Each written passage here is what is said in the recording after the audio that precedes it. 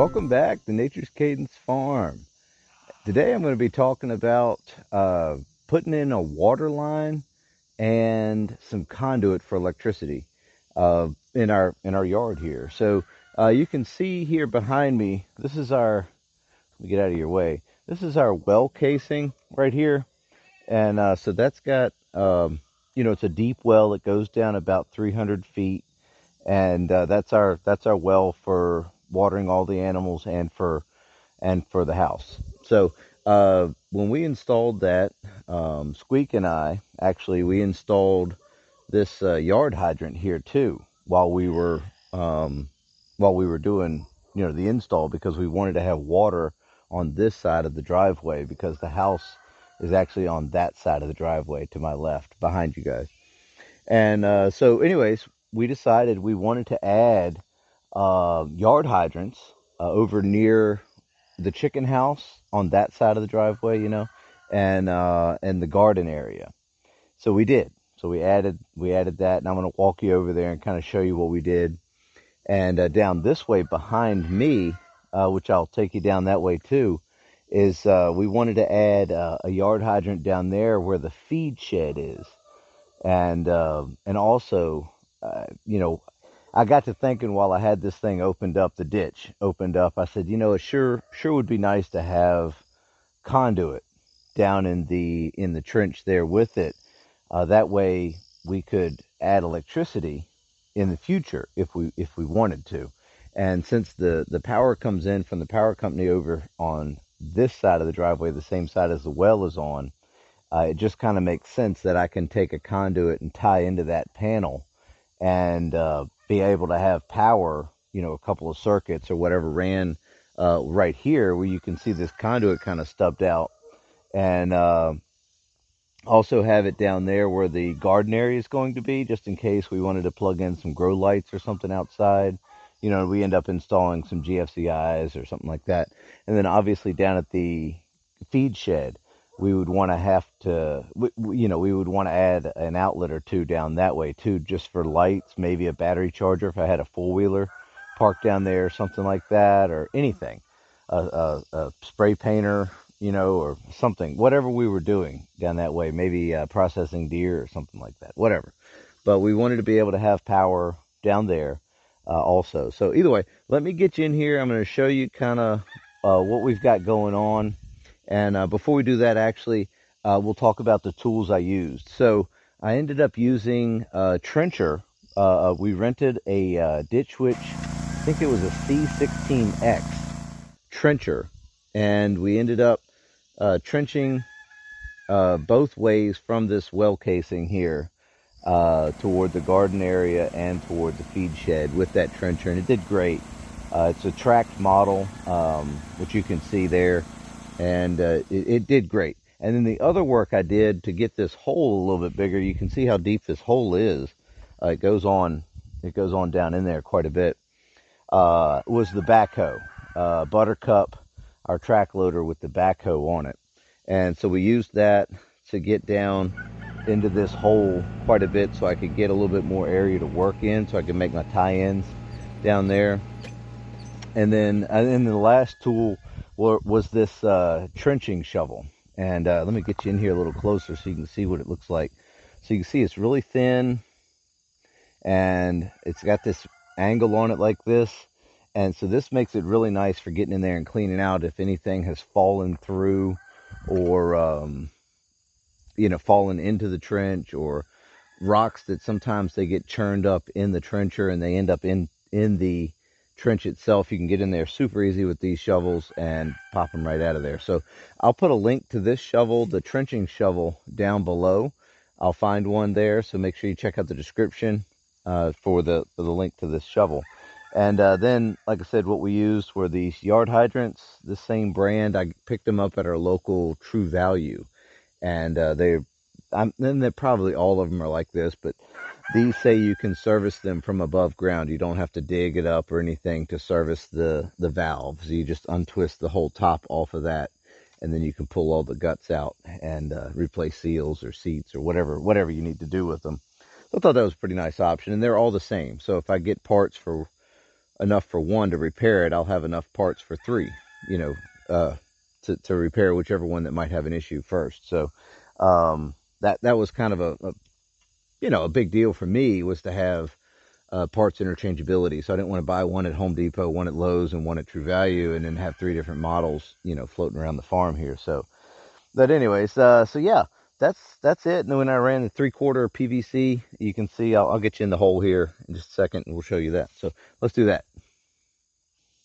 All right, so here's the trench as it goes up toward the feed shed. There's the feed shed over there. I don't know if you can see the yard hydrant. Well, you really can't. It's tucked over there behind the fence. But either way, so that's how far we went that way. That was 240 feet, somewhere in there. And over this way was 130 feet. And that went over to the garden area and the chicken house, which is that white building right there to the right. So, which we'll walk over there and we'll show you that. And I just wanted to kind of show you real quick how the tie-ins were done. And you can see the conduit I stubbed out there. And I'll backfill all this, and I'll plan on putting a 4x4 in. But there you go. I teed off the main 1-inch line with 3/4 lines feeding these two yard hydrants. So that turned out really nice. Here's where the trench ends, over near the chicken house. And there's all of our chickens right there. They're having a good time.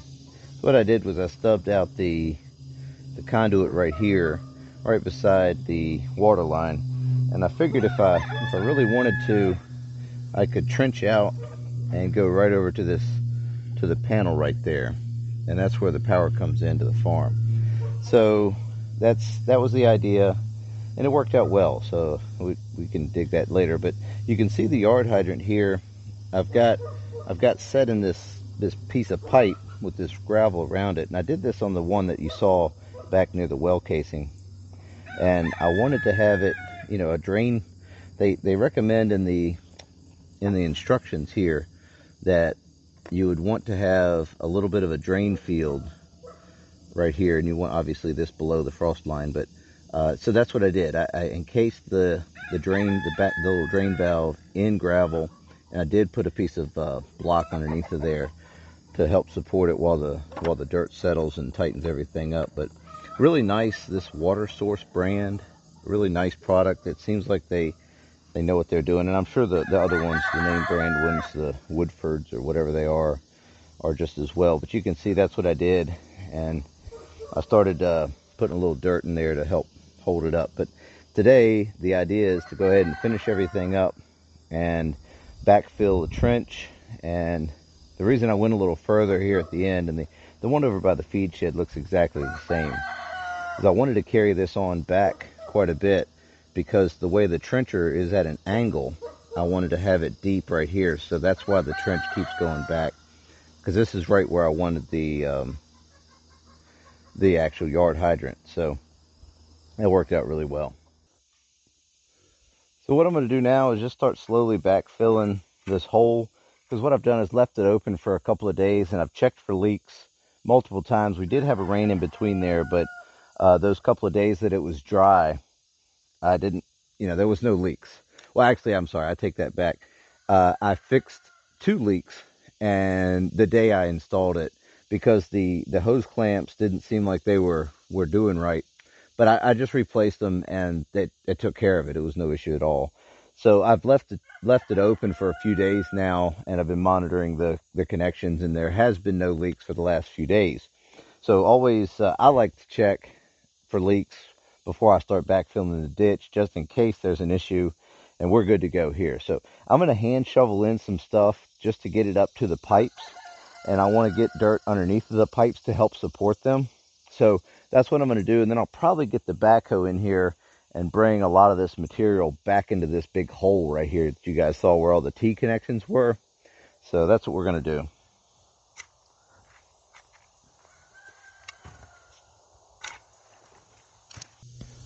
Hey, see, I've started backfilling the hole. I've been using a rock rake, and oh, here, I'll show you what that looks like right here. I've actually got it right here. So this is a rock rake, And this works pretty good. It's kind of breaking the clumps up so everything flows down into the ditch as best as possible. And this one actually kind of broke on me, so I'm going to have to get my other rock rake that I custom made. But that's okay, we can do that. And you can see the conduits. I've got them tied up right there. And so I just started around the yard hydrant there. And I'm going to work right around the well casing, and I'm going to go get the backhoe and get this this big pile right here that you can see there. So yeah, let me go do that, and we'll get going with that part of the process, and then we'll get the ditches both ways, you know, this way and that way.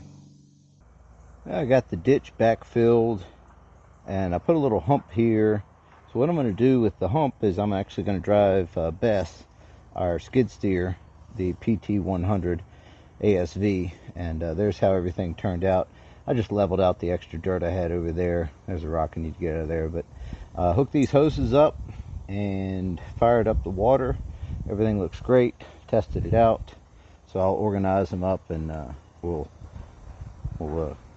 you know, kind of clean everything up and make it look better. But yeah, so next step is, after we get all this, I'll put some grass seed down and go ahead and put some hay down to keep that grass seed from going anywhere. So you can see we got the backfill done and got the trench filled in completely. You can see we used the skid steer on the one going toward the feed shed, that direction. And going back this direction, I did most of it by hand because it's so close to the house and the garden fence and stuff like that. I just didn't trust myself really to not run into something and break more things for me to fix. But you can kind of see right here that I've got some extra fill there. This really sloped down a lot right here, so I wanted to kind of build that up, and where I had trenched, it kind of knocked everything down really bad. So I got that together, and it looks great. Raked it all out and smoothed everything out and kind of kept the contour the same all the way down. So that worked out perfect. But yeah, I just wanted to show you guys, you know, kind of what we've been doing here.